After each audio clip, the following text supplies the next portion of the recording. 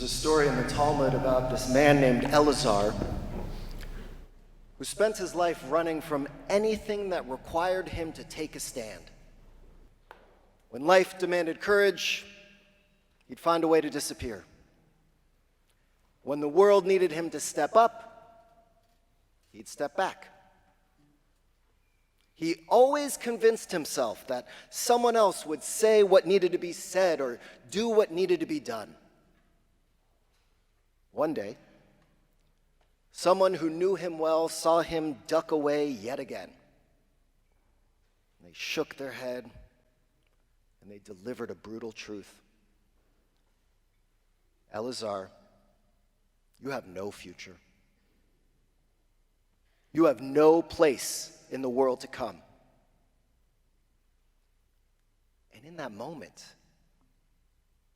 he knew they were right. The shame was overwhelming. He believed his fate was sealed. So he ran to the mountains and he begged them to intervene with God. He turned to the stars and the universe and said, "Speak for me." But each one answered the same way: "We can't do this for you." So he broke down. And in that moment of complete defeat, something extraordinary happened. He stopped looking outward and heard something that he had been avoiding his entire life: his own voice. And he said 5 words that changed everything. Ein hadavar talui elabi. The matter depends on me alone. Immediately, says the Talmud, a heavenly voice proclaimed, "Rabbi Elazar is destined for the world to come." The voice named him Rabbi for the first time, and it wasn't because all of a sudden he became perfect, but because he stopped waiting for someone or something else to save him. He chose to take initiative. He accepted responsibility. He stepped into his own life. The matter depends on me alone. The idea is both haunting and liberating. Because right now, many of us feel that the world is too broken, too polarized, too far gone for anything we say or do to matter. But tonight, and over the next 24 hours, our tradition tells us differently. Kol Nidre offers us the same choice Elazar faced. We can either wait for someone else to fix what's broken, or we can use our own voices to help begin the repair ourselves. Yom Kippur is a time of accounting for the sins we committed in the past and the sins we hope to avoid in the coming year. And there is one sin that I feel looms large right now: the sin of thinking that nothing we say or do will make a difference. It's so easy to think that the divisions are too deep.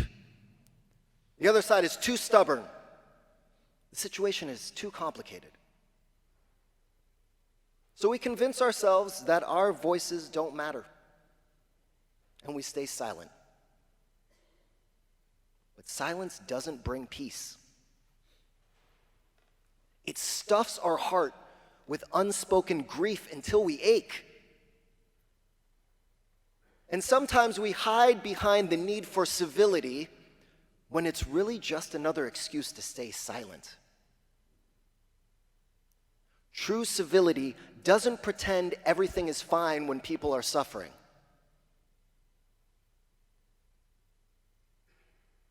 All year, over coffee and in quiet moments at the synagogue, I've heard the same confession. "Rabbi, I'm so upset. I'm so troubled by what's happening around me. But I don't think I can say what I'm thinking to my friends." to that family member. Definitely not to that coworker. Running from hard conversations is not new. Tomorrow afternoon, we'll read Jonah, who literally threw himself into the sea to avoid delivering God's message. The famous prophet Elijah, after standing up to corrupt power, fled to the wilderness. Confronting the throne was easier than confronting his community about their own faithlessness, so he ran. But both prophets discovered the same truth. You can't escape the hard conversations forever. When Elijah was all alone in that wilderness, he searched for God. And he didn't find God in the wind that split the mountains, or in the earthquake that shook the ground, or in the fire that blazed all around him. No, God was in the Kol Nidre, the still, small voice. It's so hard to hear those still, small voices right now. But they're out there, and they are trying very hard to be heard. The still, small voice doesn't come with certainty. It comes with curiosity. A woman who tells her oldest friend, I've been losing sleep over what's happening with immigration. The ICE raids, these detention centers, I honestly don't understand what we're trying to achieve. How do you see all of this?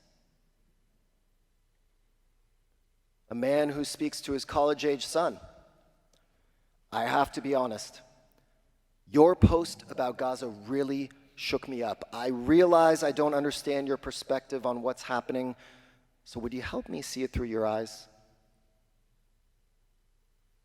Someone who talks to a friend who voted for a different candidate in the last election.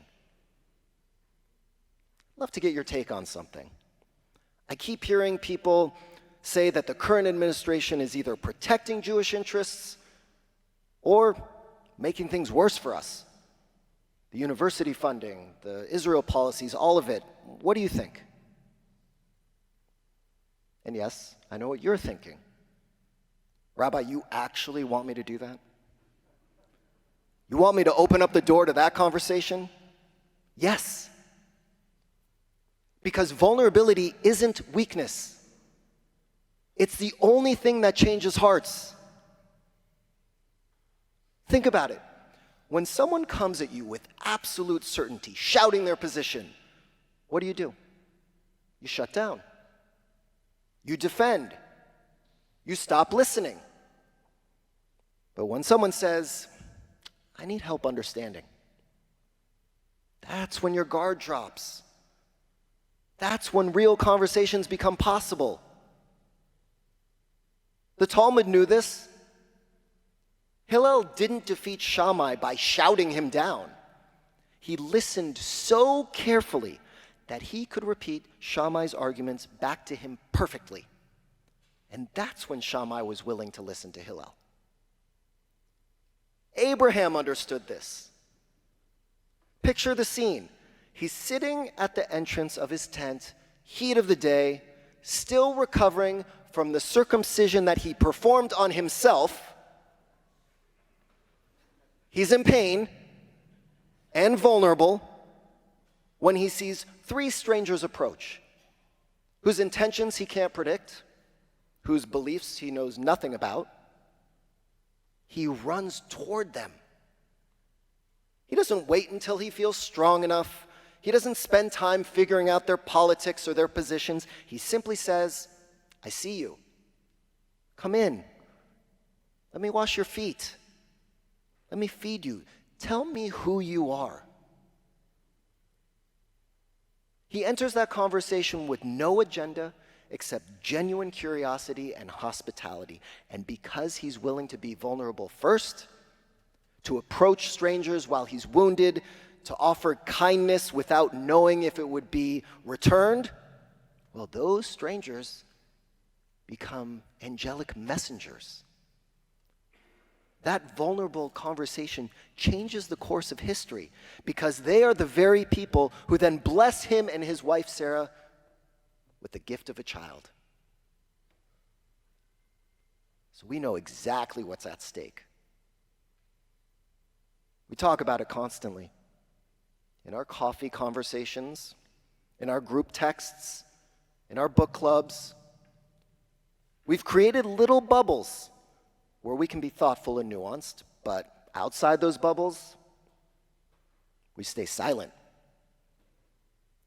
And in our silence, the extremists get to define us. The people who reduce everything to slogans, who turn every issue into a loyalty test, who think complexity is cowardice. They're speaking for us while we hide. The reasonable voices haven't just gone missing. We've deliberately vacated the arena, convinced that silence is dignified. It may feel noble, but it's not protecting the pillars of democracy. It's abandoning the field to people who will make decisions about our future without any input from the thoughtful, sophisticated, layered thinking that we do in private, but we don't do it in public. And that's not just bad for democracy. It's dangerous for Jews. Because when moderate voices disappear, when nuanced thinking gets shouted down, when complex situations get reduced to slogans, that's exactly when Jewish communities become scapegoats. That's when Israel gets isolated. That's when us versus them thinking takes over and anti-Semitism thrives. The stakes couldn't be higher. Tonight, Kol Nidre demands that we stop making excuses. I don't have the time. I don't want to make things worse. Someone else will do it. Our sages imagine the same pattern unfolding on the grandest scale. They say that at the end of days, all the nations of the world will come before God. And they won't deny their failures, but they will bring excuses. We were too busy, too afraid, too overwhelmed. But God's response will be unyielding. You had opportunities, and you did not act. Kol Nidre doesn't ask us to be perfect. It asks us to be brave. To use our still, small voices, not just in the comfortable bubbles, but in the conversations that matter most. When we reflect on those ancient words of Kol Nidre, let's release what has been binding us. Tonight, we release the burden of staying silent until we are certain. Tonight, we refuse to treat other people as positions instead of people.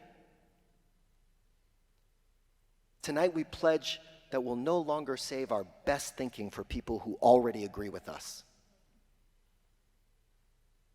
It starts with one conversation, one topic you've been dancing around, one moment of courage.